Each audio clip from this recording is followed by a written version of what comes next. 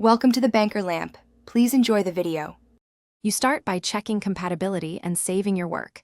This prevents data loss and ensures the tools will run. Enable developer options in settings, then turn on Linux Beta to prepare a container. Once done, install the Android debugging bridge if your Jetpack requires ADB access.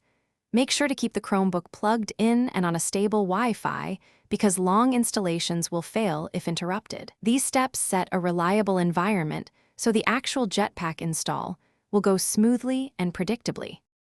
Next, you perform the core installation.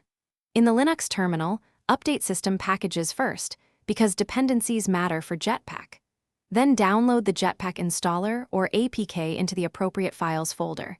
If it's an Android package, use ADB from Linux or Android settings to sideload.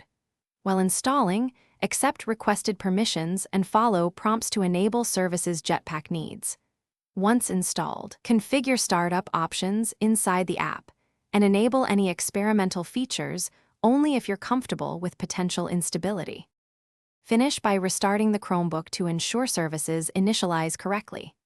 After reboot, open Jetpack and walk through initial configuration so it registers with system services. If something doesn't start, run diagnostic commands like checking Linux container status, reviewing ADB output, or inspecting application logs to find permission or dependency errors. One key troubleshooting tip: disable other extensions or remove duplicate packages that claim the same ports. Conflicts are the most common cause of startup failures. Thanks for watching. If this was helpful, leave a like and consider subscribing. See you next time.